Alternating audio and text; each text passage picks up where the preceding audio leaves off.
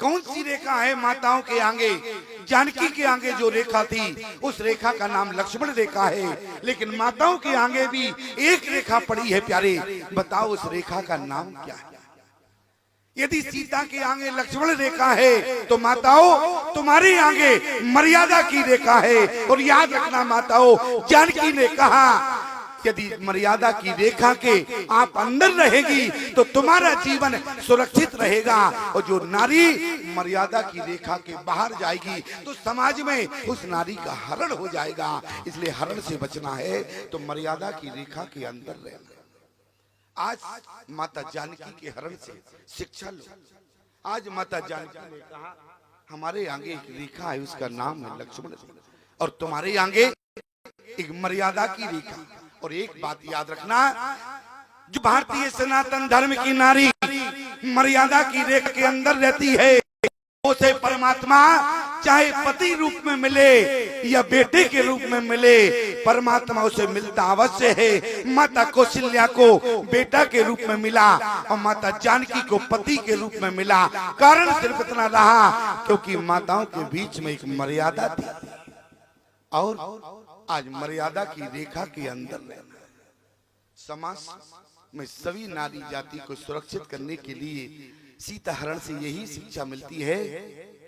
हाँ जग एक वीर रघुराया और के अपराध विसार उदाया, आरती हरण शरण सुखदायक।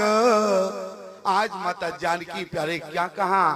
लोगों ने कहा कि अपराध माता जानकी का है, रेखा के बाहर न जाती तो सीता का हरण नहीं होता।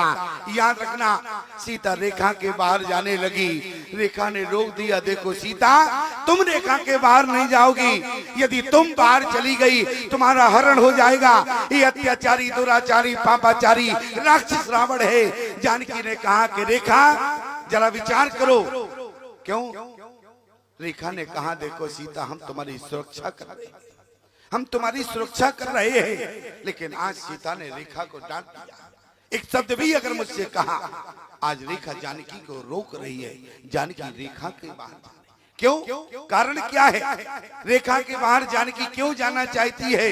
रेखा ने कहा देखो सीता तुम रेखा के बाहर नहीं जा सकती।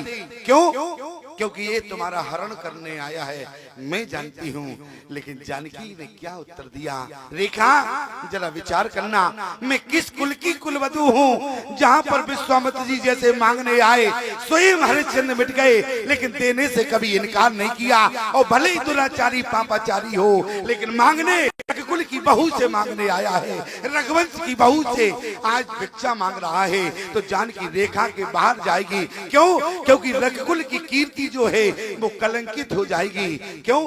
बोले प्राण जाए बर बचन न जाए। आज रावण ने मांगा, जानकी रेखा के बाहर बहुत मजबूरी में गई। याद रखना, रावण जब तक कहा कि भिक्षाम देही, तब तक हमारी माता जानकी रेखा के बाहर नहीं गई प्यारे।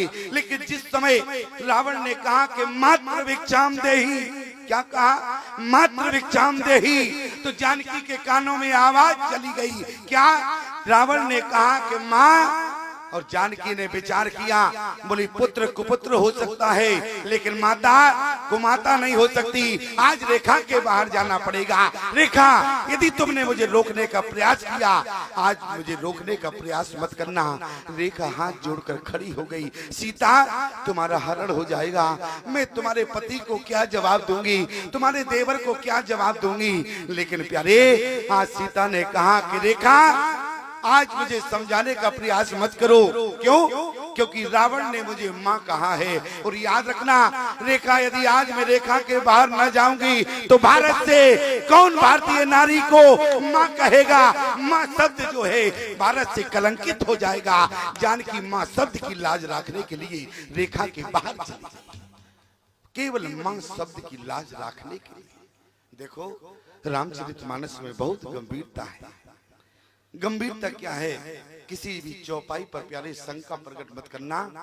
आज माता जानकी ने कहा कि रावण ने मुझे माँ कहा। और हमारे यहाँ तो एक कहावत है प्यारे, बोले मघा न बरसे बोले मगा न बरसे तो भरे न खेत, ओ माता न परसे तो भरे न भी। आज भले ही दुराचारी है लेकिन मैं जगत की जननी हूँ, इसलिए मुझे रेखा के बाहर जाना होगा। आज रावण ने मुझे माँ कहा है, ध्यान देना। किसी ने बहुत सुंदर लिखा, क्या? माँ की आंचलनी हर युग में, माँ की आंचल ने हर युग में भगवान को भी पाला है। माँ के चरणों में जन्नत है, हर गिरजा और शिवाला है। माँ हिमगिर जैसी ऊंचाई, माँ सागर जैसी गहराई, संसार में जितनी खुशियां हैं माँ की आंचल से आई। माँ को समझने के लिए प्यारे आज तक कोई संतान अपने माँ की ममता को नहीं जान पाया। प्यारे माँ की ममता का कोई न जवाब। कौन से शास्त्र में माँ की महिमा का वर्णन है प्यारे? क्यों? माँ की ममता की गहराई आज तक कोई बेटा नहीं नाप पाया। प्यारे माँ को समझने के लिए आपको माँ बनना पड़ेगा।